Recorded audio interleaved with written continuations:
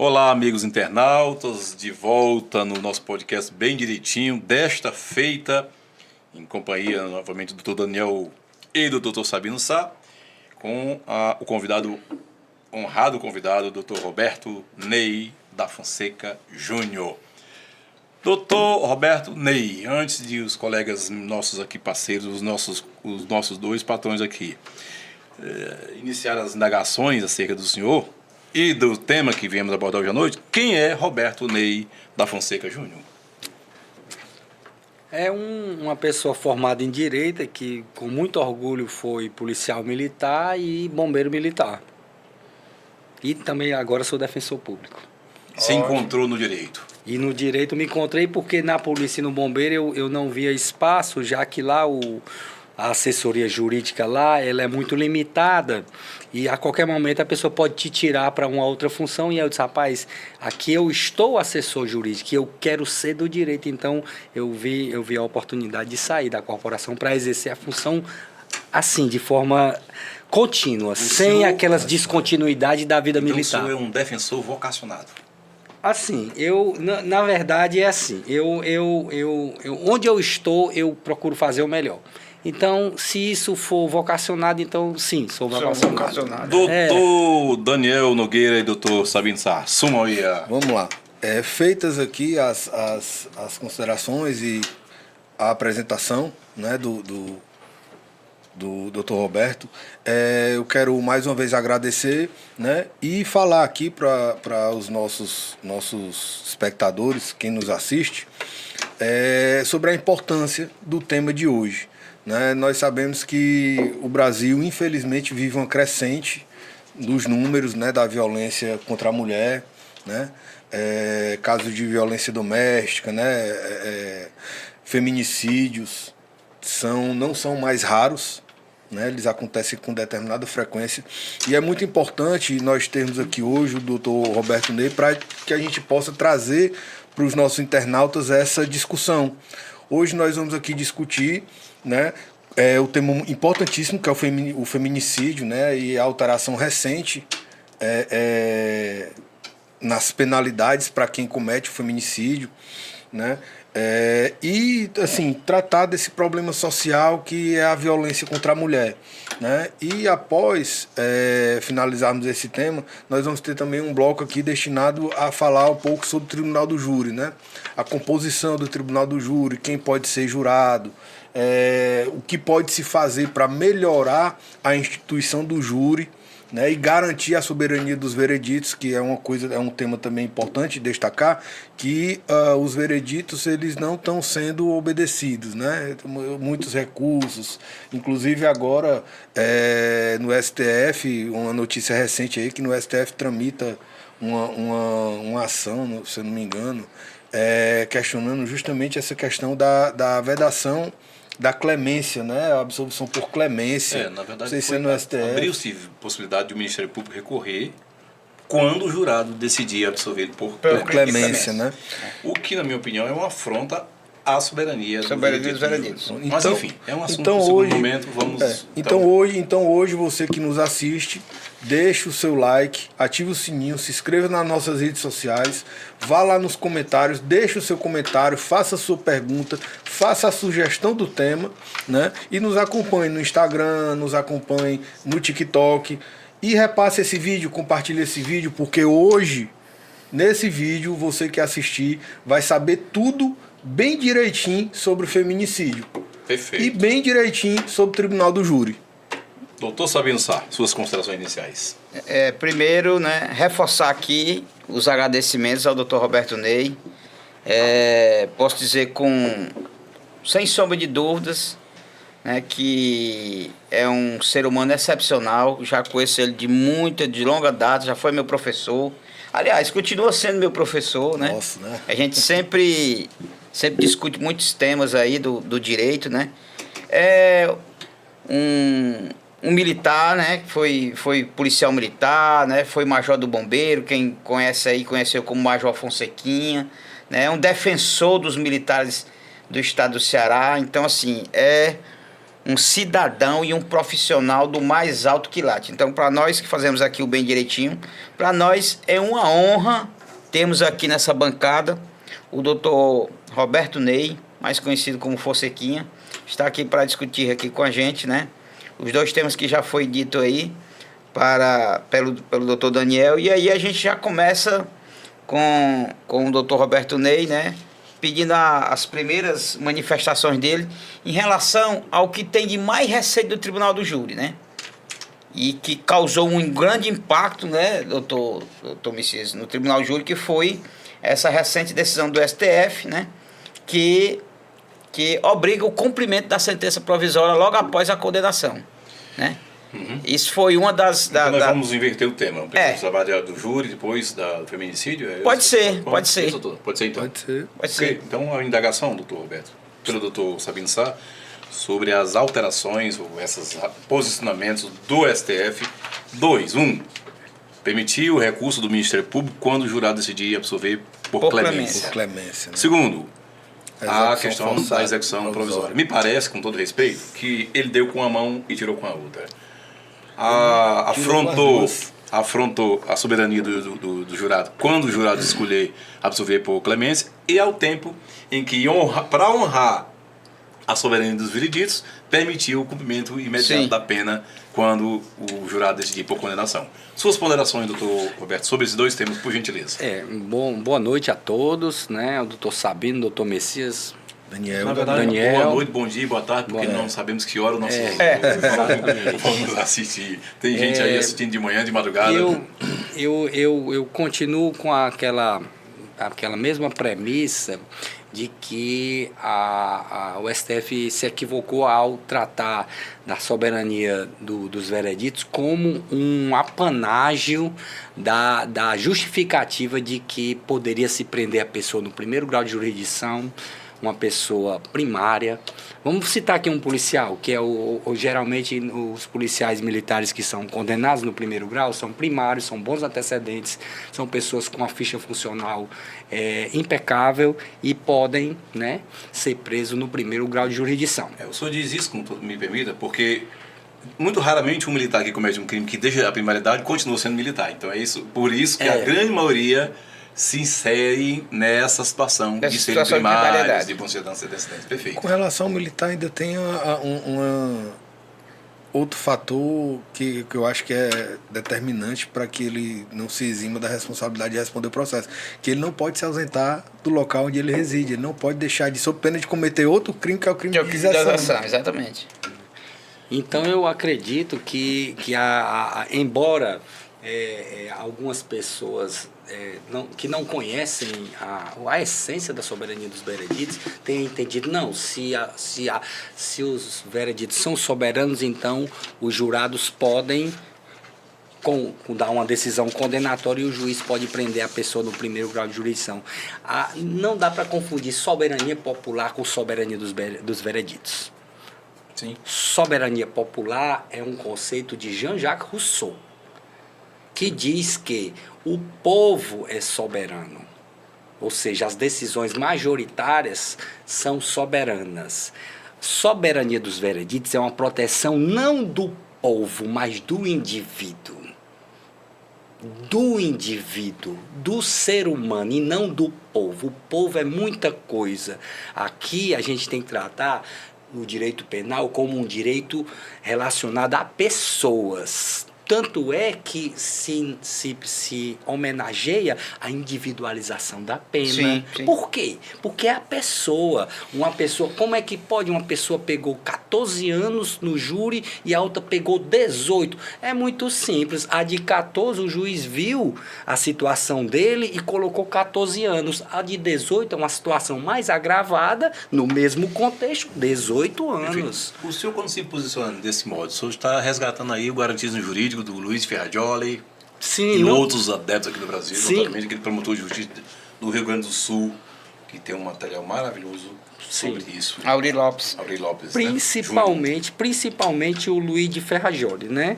Porque é um autor que coloca os pés no chão e diz o seguinte, ó, legalidade só tem sentido se tiver casado com constitucionalidade.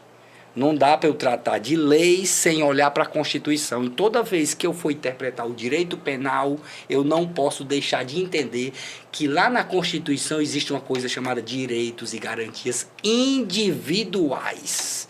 E são cláusulas pétreas. Ou seja, mais uma vez, o STF se equivoca ao tratar uma questão de soberania popular, que é Jean-Jacques Rousseau, com a questão de soberania dos vereditos. Ou seja, está confundindo o coletivo com o individual. A soberania popular não se atém mais à questão política. Sim, e não jurídica. Sim, e no nosso caso, o direito penal trata do indivíduo, não trata de questões. As questões políticas do direito penal são discutidas no Congresso Nacional. Uma vez discutidas, é aquilo ali e precisamos cumprir. Gostemos ou não. Aqui e acolá a gente acha interessante, aqui e acolá não acha. Mas a gente cumpre, porque a gente é cidadão e o cidadão cumpre a lei. É como diz o Sócrates, né? É bom que o homem bom respeite as leis ruins para que não sirva de desculpa para que o homem mau deixe de cumprir as leis boas. Então a gente tem que cumprir. Perfeito. Né? Exatamente. E o outro aspecto é o aspecto da prisão, né? Não. A clemência? Da clemência, né? Não há uma agressão a essa soberania. Na verdade, aí sim. Do veredito? Aí, nesse caso, eu concordo. Por quê? Porque se os jurados, na sua manifestação íntima de convicção, já que ele não precisa fundamentar a sua decisão, ele olha para a pessoa e diz, olha, essa pessoa mora no meu município, eu conheço. Eu conheço essa pessoa, eu vejo ela passar, eu vejo ela fazer compra. Às vezes eu conheço a família. Eu conheço a família. Essa pessoa aqui, concreta, é uma pessoa que merece clemência. É por isso que o júri é uma instituição que ainda é atual. Porque quem julga a pessoa são os munícipes. Aqui em Fortaleza, quem julga são os fortalezenses, ou moradores de Fortaleza. Em Pacatuba, são o pessoal da Pacatuba ou moradores que estão registrados em Pacatuba. Ou seja, são pessoas que conhecem. Então, a clemência tem muito a ver com o enquadramento da pessoa que está julgando com o caso social, concreto. Onde ele convive, né? Que, via de regra, não está... As informações não estão nos autos. Não estão mas nos autos. Estão no coração e na mente não estão nos autos. Do jurado. Eu fiz um júri segunda-feira, né, que eu tenho Você quase atua certeza. no júri com muita força, né? Eu acho que eu já tenho uns 2.000 júris já. 2.000 ou mais. Eu fiz um júri segunda-feira que eu tenho certeza que a minha tese, que não era clemência, viu? Era a inexigibilidade quando diversa. Mas eu tenho quase certeza que os jurados olharam para a pessoa e disseram, rapaz, vamos esquecer os exageros, que ele realmente foi exagerado. Ele agrediu demais a vítima. Tá entendendo? Vamos esquecer os exageros, vamos ver quem é a pessoa. Um agricultor hipossuficiente, pobre, portanto, não tinha nenhuma moto, não trabalhava de carteira assinada, todo mundo gostava dele na cidade, porque apesar de pobre, ele nunca praticou roubo, furto, nada, ele sempre foi um trabalhador e todos os jurados conheciam ele do distrito de Vazante. Então eu fui justamente nessa questão, olha pessoal, vocês estão julgando aqui uma pessoa que vocês conhecem. Vocês conhecem não só desse fato, mas conhecem ele da vida toda. Da vida toda. O Ministério Público apelou? Seguramente. Seguramente apelou. Seguramente. Doutor Roberto, nesse contexto, tem uma coisa que me incomoda muito quando eu atuo num júri, e até o doutor Messias, o doutor Sá, quando nós fizemos júri juntos, eles perceberam. Aqui em Fortaleza, acredito que nas outras comarcas também, por ser menores, aqui em Fortaleza existe, no meu entendimento, aqui é uma opinião minha, tá? Um certo comprometimento do jurado com a acusação. Por que eu lhe digo isso? Porque, vamos supor, na vara X, a vara X tem 10 júris nesse primeiro semestre. esses 10 júris do primeiro semestre serão feitos pelo mesmo grupo de jurados que foi sorteado, não pelos mesmos 7, mas os 7 vão ser extraídos 25. Vão ser tirados. Os Os 7 que vão sentar no conselho são tirados do mesmo grupo que vai ser sorteado nos 10 júris. E é o mesmo promotor que vai fazer. O defensor, a defesa é diferente. O advogado é diferente. Mas o promotor e o jurado são os mesmos. Então, assim, me incomoda e eu acho que é uma coisa que pesa contra a defesa, contra o réu, né? E é um defeito, no meu ponto de vista, é um defeito da atual sistemática de júri, porque o promotor, ele fala o nome do jurado. Já chegou ao ponto de terminar um júri em que o réu foi condenado e o promotor sentar na cadeira do jurado do lado e perguntar: como é que tá a tua esposa? Ela tá bem? Ontem ela estava doente, não estava? Porque eu, como advogado de defesa, eu não posso sentar do lado do jurado. Ei, jurado, como é que tu... Chico, Francisco, tu sabe, né, Francisco, como é?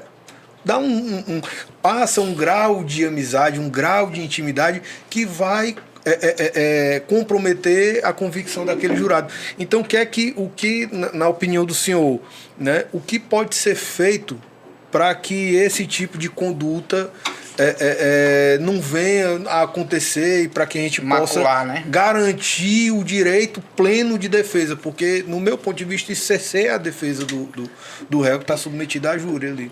É uma luta insana essa, né? Eu já tenho mais de 20 anos, né, só nessa área criminal. É uma luta, assim, quase utópica. Por quê? Eu vou explicar por quê. Primeira coisa importante. A coisa começa logo na origem. Por que na origem? Porque lá no começo do ano, quando vão ser escolhidos jurados... Aqui em Fortaleza, estou falando em Fortaleza, que o interior é diferente. Ali já tem mais ou menos as mesmas pessoas. É só bater um print de 2015, 16, 17, 18, 19... Então, isso quer dizer que as mesmas pessoas que se inscrevem se revezam e fazem só trocar, muitas vezes, para evitar. Ele troca primeiro para segunda para terceira. Então como se fosse entendeu? É como se fosse um jurado profissional. Todo mundo está se inscrevendo para ser jurado. Então aquele ou está na mesma vara, ou está na segunda vara, ou está na terceira, ou está na quarta. Então aquilo ali é uma luta insana. E quem é que participa daquilo ali? Pelo menos uma vez eu tentei participar. Mas quem participa? O juiz e o promotor. Que faz aquele sorteio daquele início. E então, representante da OAB que eles pegam ali, aí vem cá, tu é advogado. Sim, um representante da OAB, o defensor não está e tudo, e aí pronto. Então é uma luta insana. É difícil. Mas... E não é só isso. Eu vejo outra questão além dessa aí. Vamos analisar. Essas pessoas... Qual é o biotipo delas aqui em Fortaleza? São pessoas da classe média, são da área da saúde, ou são professores, da educação. São servidores públicos da saúde, ou professores de estado ou município. Que não tem, exatamente, que não tem a devida aderência com as pessoas que eles vão julgar. Isso. Que não são da classe média. Isso. Ou, portanto, eles não... É o que a gente chama de consciência de classe. Ele não tem a consciência da classe que ele vai julgar. Não tem aquela vivência. Não tem. Então, a gente tem que passar meia hora do júri só fazendo com que aquelas pessoas se coloquem no lugar daquela pessoa. Seja um policial militar, um bombeiro militar, um policial civil, ou então uma pessoa da comunidade do Janguruçu ou da comunidade do Lagamar. Meia hora. Para quê? Para que elas consigam... essa pessoa é assim, ela vive assim. Que eles não entendem aquilo. Eles moram numa casa de alvenaria, eles possuem carro... Um bom bairro. Né? Um bairro de classe média. Então eles não têm aderência com as pessoas que eles vão julgar. Então a questão é mais ampla. Aí é por isso que eu perguntando para os colegas que fazem júri, nós temos um grupo de WhatsApp só de júri para debater, e eles dizem: olha, eu tenho essa mesma percepção, e inclusive eu tenho mais sucesso no júri no interior do que em Fortaleza. E os meus argumentos são os mesmos. Eu não mudo a argumentação. Mas em Fortaleza eu tenho menos sucesso do que no interior. Doutor Roberto, o fato de a gente defender militar, tem alguma situação que nos dificulta ou nos problematiza? Porque há aquela ideia, e o promotor sempre recorre a essa situação, que é a sociedade paga ele para ele defender a vida e ele faz tirar a vida. Mais ou menos assim. E aí eu tenho a impressão que quando eu vou começar o jogo de um militar, eu já começo um jogo perdendo de 1-0 no segundo tempo. Aos 45 do segundo tempo. Mais ou menos assim. Assim, eu vejo assim, tem fundamento vai depender muito da formação familiar daqueles jurados. Eu tenho visto jurados que honram a classe policial militar e bombeiro militar, ou seja, eles entendem que trabalho, muitas vezes o policial fica sem saída, né, e acaba exagerando na sua atuação, e nesse sentido eles acabam absolvendo o policial. Já outros que não têm essa preocupação, né, que vê o policial militar como uma pessoa quase que inimiga, já é dessa história de ou como uma máquina, né? Como uma máquina, pode falhar, é. né? Então eu acho que nesse caso é heterogêneo. Tem gente que entende o policial, né? E você já está ganhando de 1-0 naquele jurado. Entendi. E tem gente que quer. É assim, ou é o céu ou o inferno. Entendi. O jurado. Então é heterogêneo. Eu não vejo homogeneidade de jurados em relação a policiais militares, não. Doutor Ney, com todas as críticas que a gente pode tecer ao Tribunal Popular do Júri, é uma instituição democrática e deve permanecer? Sim. Porque há críticas, né? É uma instituição democrática. Alguns defendem até a extinção. Toffoli é um que defende a final do Tribunal do Júri, né? O Dias Toffoli falou isso, eu discordo. Pelo amor de Deus. Com muito respeito, eu discordo do ministro, porque eu acredito que ele não tenha feito júri. Com certeza. Eu acho que ele não... É aquela crítica de uma pessoa que estudou livros, mas não transformou aqueles livros em realidade. Não viveu o Tribunal do Júri, né? Pode ser que... Mas o que acontece? Eu considero o júri uma instituição que precisa se modernizar, com certeza precisa. Se atualizar, mas não precisa ser extinta. Por quê?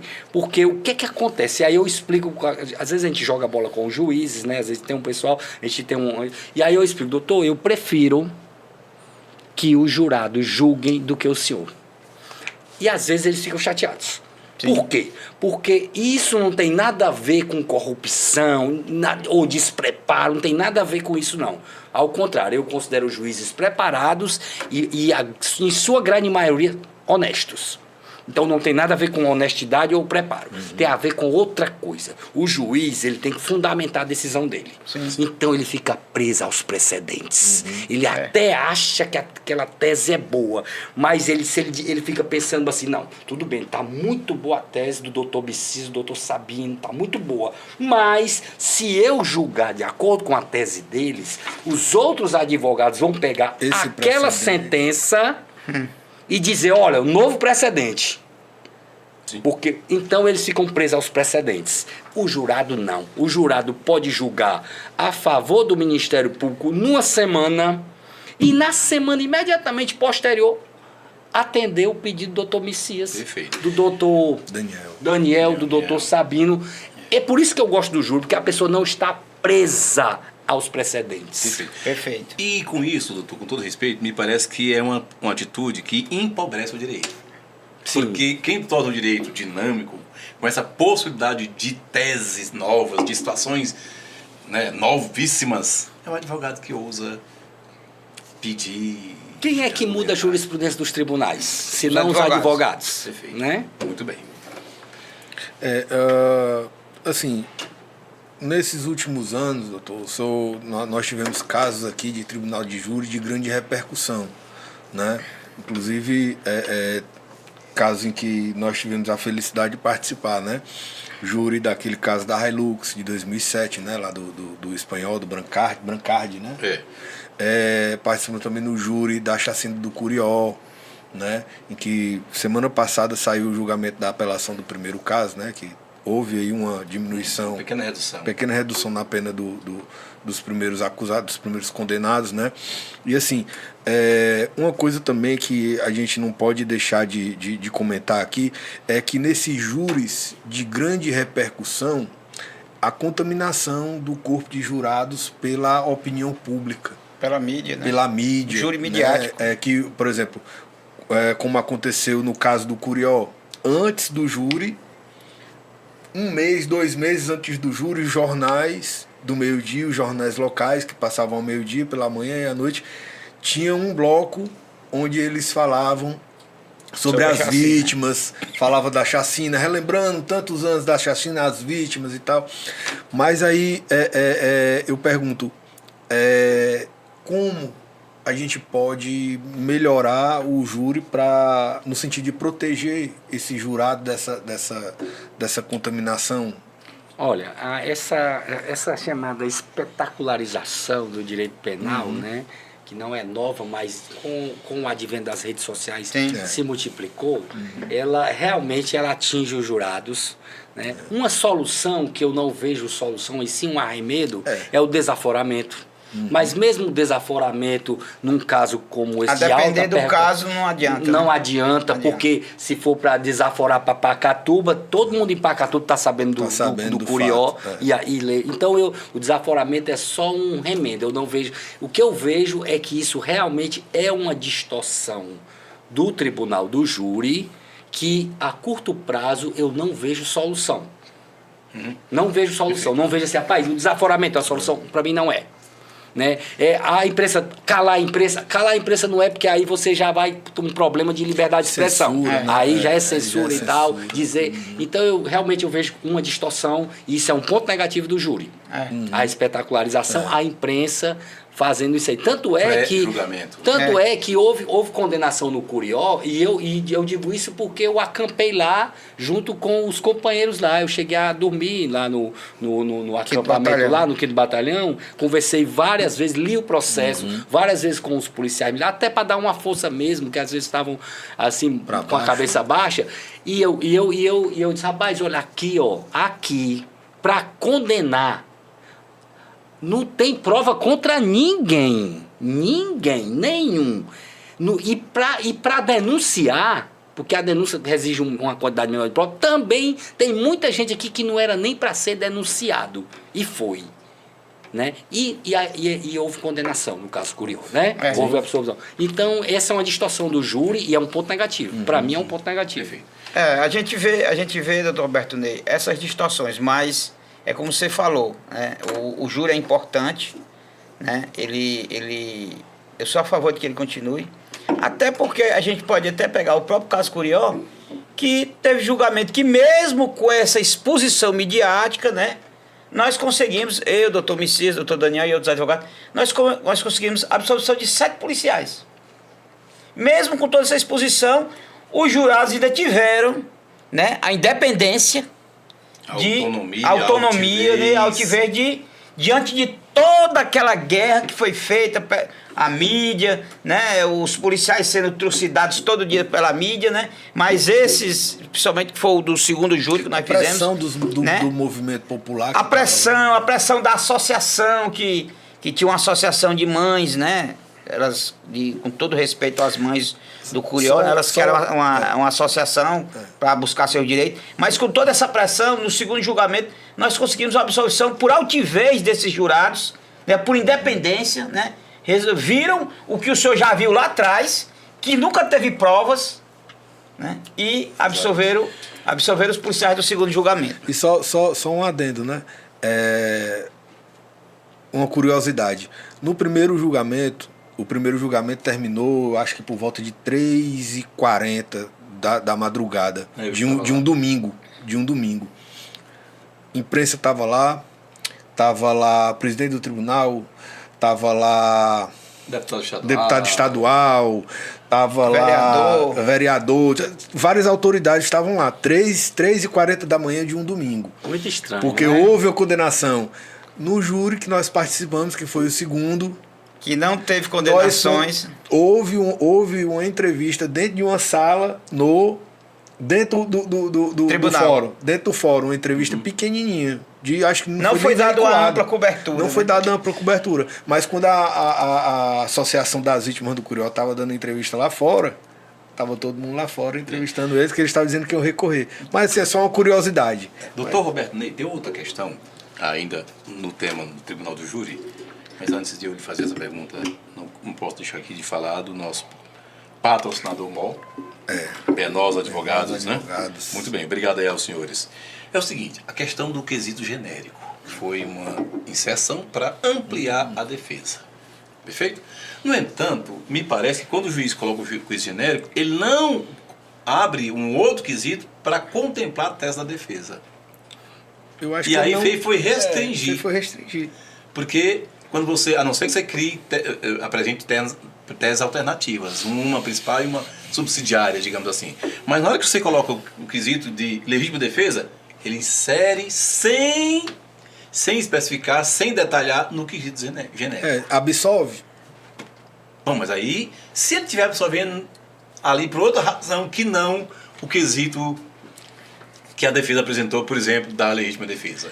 Não é com isso, doutor. O fato de o juiz, na aquisitação, não colocar, não contemplar a tese que a defesa apresenta, mas inserir dentro do quesito genérico, não é uma, ao invés de ser uma ampliação da defesa, não é uma restrição da defesa?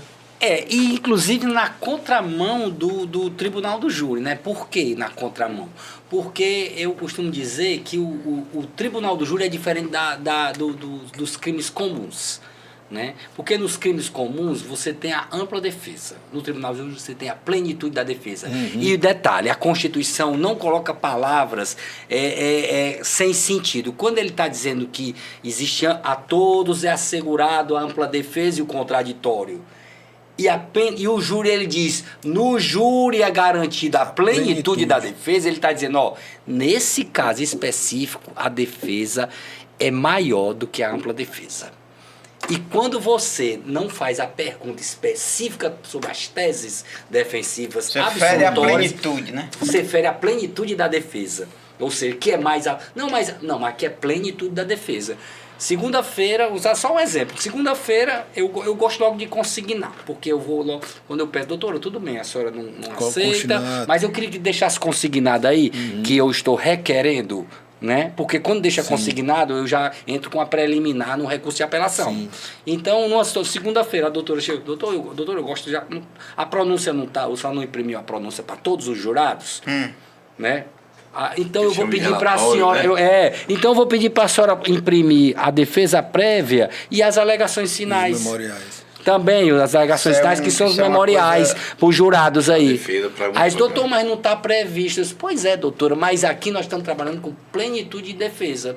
Aqui não é ampla defesa. Então a plenitude é o que não está escrito, mas é direito. É direito. É porque ela não só olha, ela só olha pro código, que o código diz que só tem que entregar uma cópia da denúncia. E o código não fala de plenitude da defesa. Quem fala em plenitude é a Constituição. Por isso que a gente trabalha com garantismo. O código tem que olhar para a Constituição. Sim. E aí depois, doutora, a senhora vai atender meu pedido? Aí ela olhou assim para mim, pensou. Aí ela disse, não. Tudo bem, imprima lá a defesa prévia e as alegações finais, memoriais. Aí ela fez. Se ela não tivesse feito, eu disse, doutor, pois eu queria, por gentileza, que a senhora colocasse aí no termo que está na mesa dos jurados a denúncia, uma cópia da denúncia e uma cópia da pronúncia. Denúncia também? Sim, uma cópia da denúncia e da pronúncia. Aí, como ela viu que tinha uma cópia da denúncia, aí ela... Não, então vamos colocar... Aí ela também imprimiu duas, ficou variedade das armas, né? Ficou 2-2. Então, respondendo sua pergunta, eu acho que sim, eu acho que deveria ter uma aquisitação genérica e as específicas de absolvição. Sim. Legítima defesa, inexigibilidade de conduta diversa ou outra causa supralegal de exculpação. Porque aquele jurado que quer absolver o réu, um réu confesso. Eu confesso que matei, mas eu matei para não morrer. Aí tá lá a pergunta, você absolve o réu? Como é que eu vou absolver a pessoa que assumiu aqui na minha frente que matou?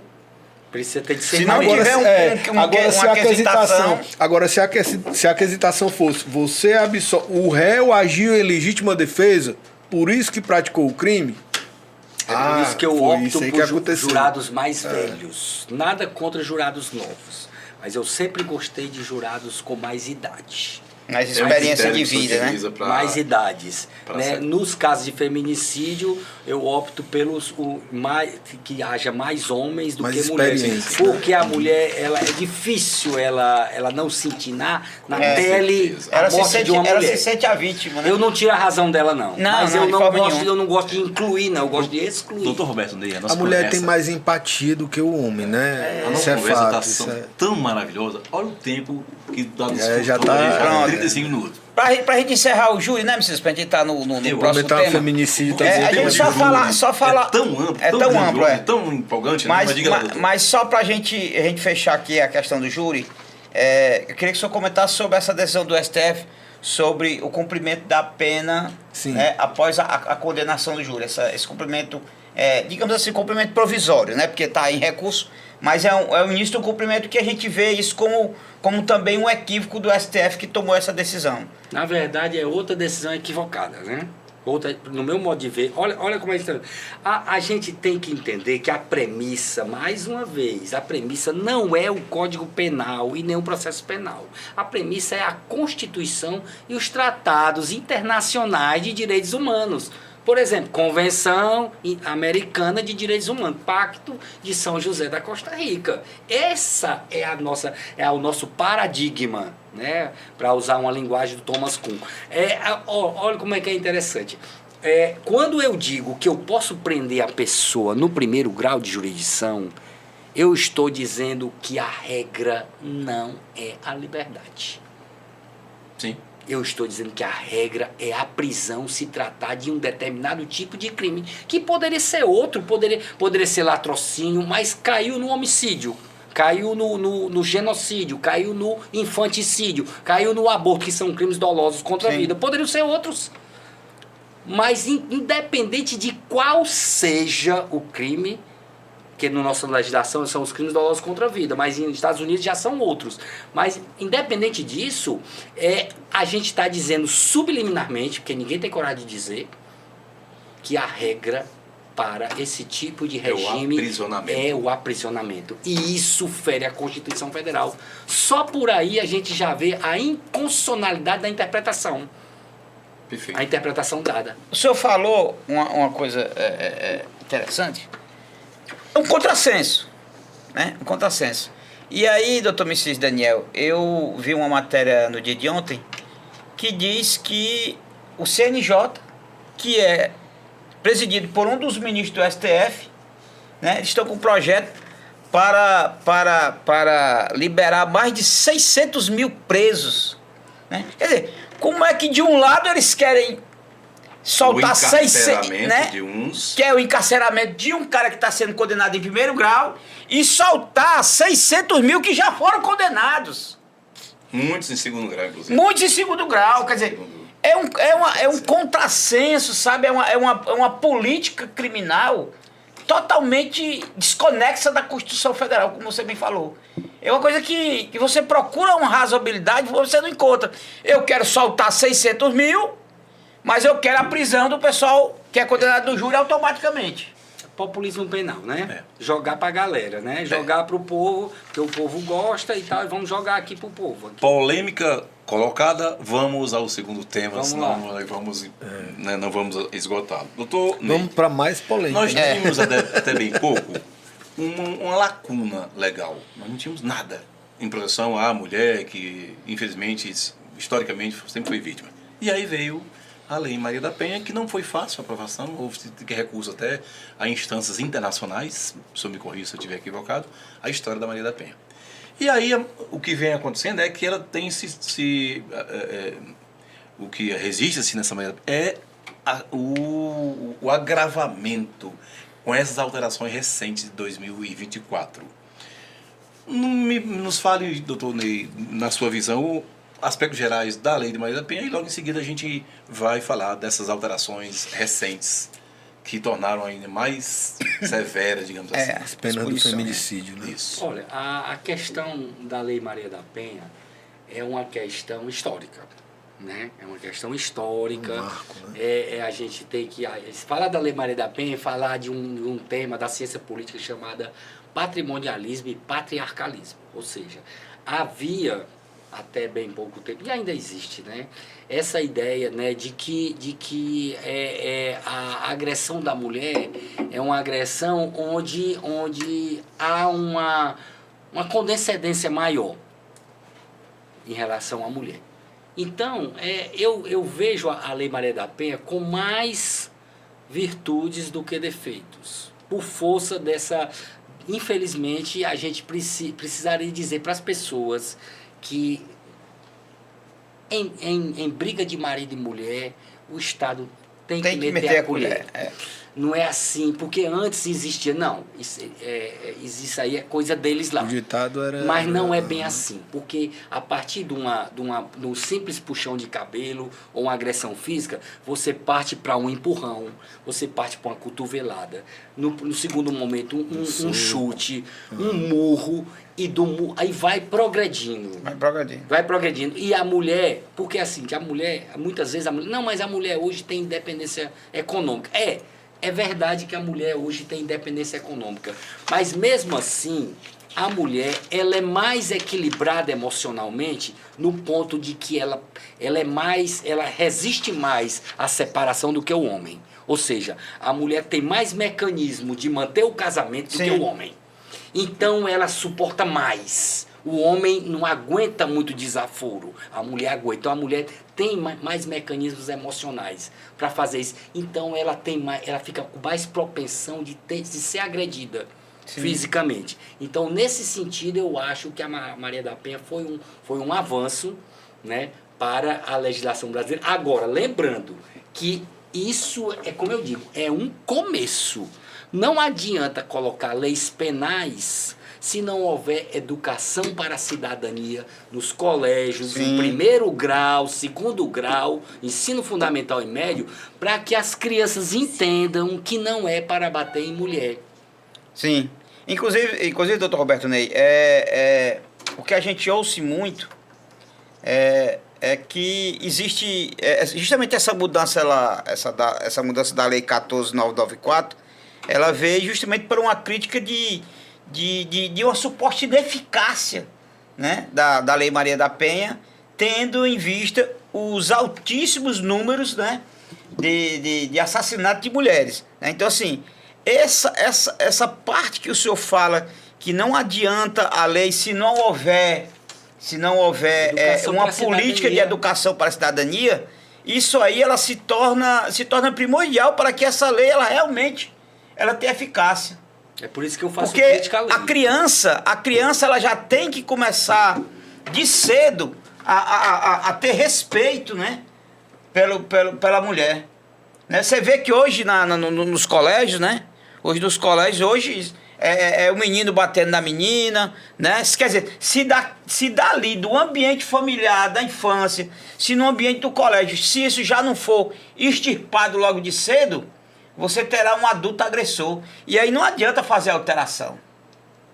Não adianta. Muito bem. Eu concordo. Eu acho que a qualificadora relacionada à morte da mulher, por ser mulher, estava mais apropriada do que a criação de um crime autônomo, 121/A, 121A, com a pena de 20 a 40 anos. Por quê? Porque é como quem diz assim, não, já agravamos a pena, vamos agravar mais ainda, como se o direito penal fosse a solução para a violência contra a mulher, e não é.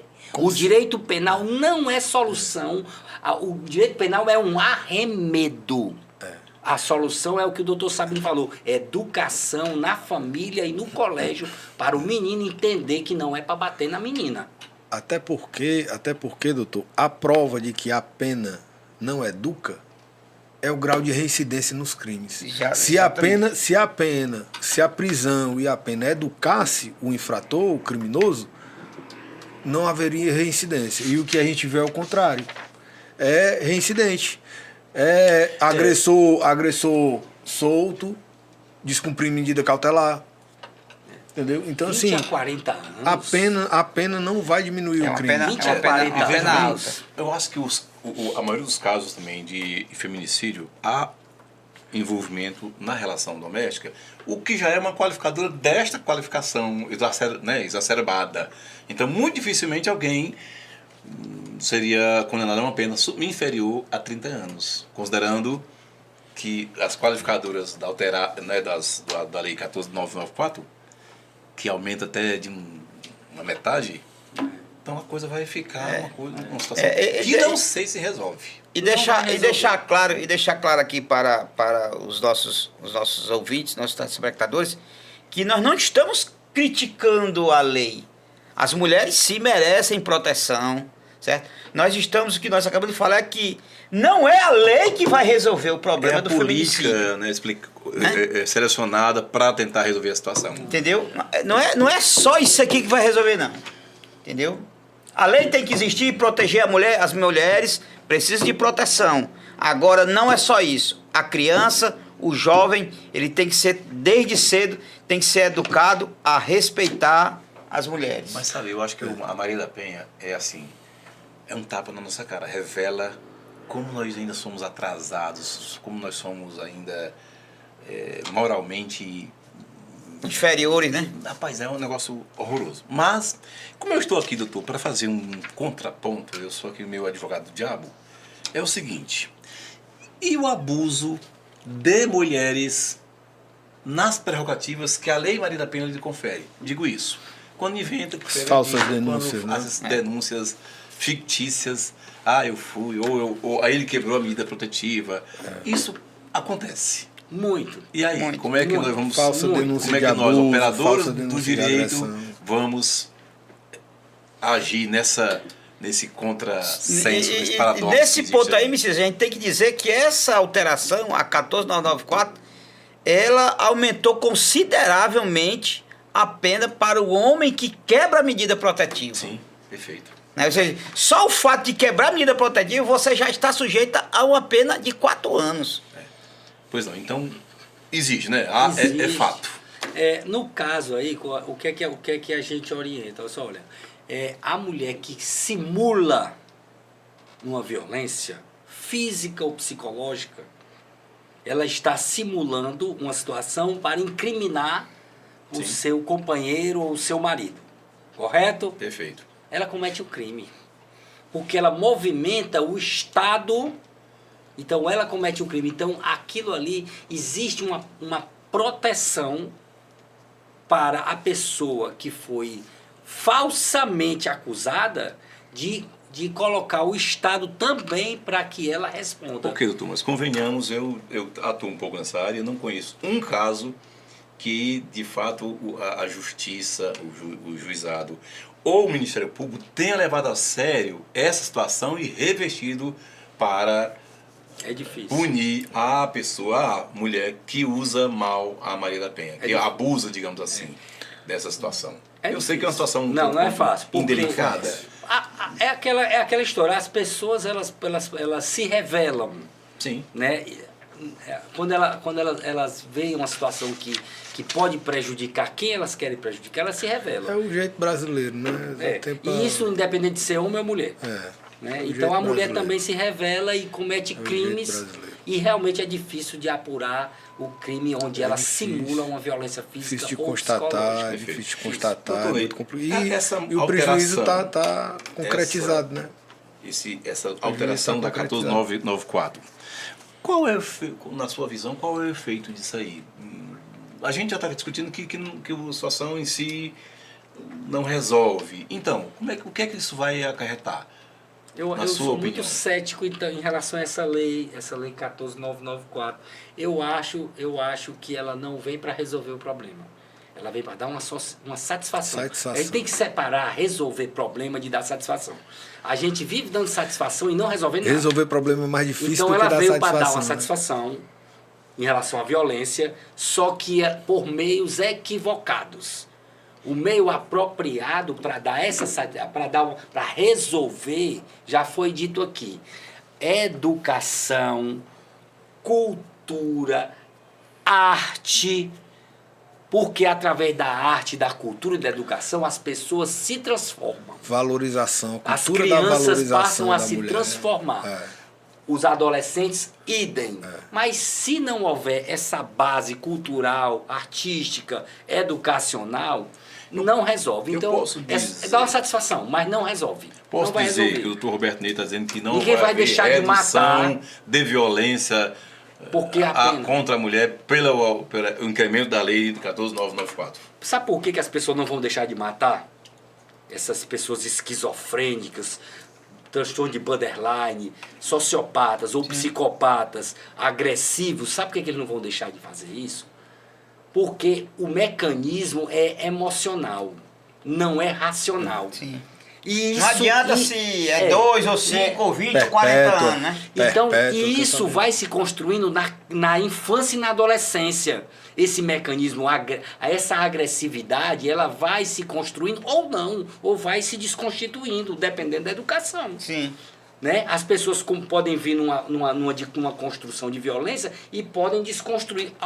Mas pode ser que não. É por isso que eu digo, essas pessoas não vão deixar de agredir as mulheres, porque, mas a pena agora aumentou, agora as pessoas vão parar de agredir. Não é, o mecanismo não é racional. A verdade é tanto Mecanismo que é a lei emocional.